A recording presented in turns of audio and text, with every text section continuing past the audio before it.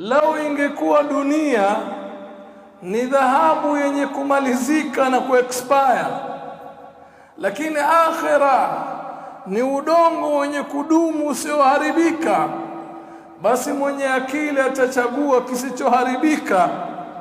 Hata kama hakina thamani, ataacha kinachoharibika hata kama kina thamani. Itakuwaje leo dunia ni duni na bado tunaipigania na bado tunaenda mbio kwa kuitafuta dunia?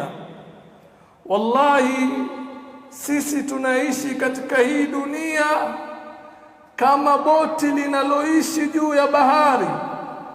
Pindi boti ile litabakia juu ya bahari, safari itakuwa iko salama. Lakini pindi boti lile litakubali kuingiza maji ndani ya boti, basi hiyo ni athari kuonesha safari yetu hatutafika kituoni salama.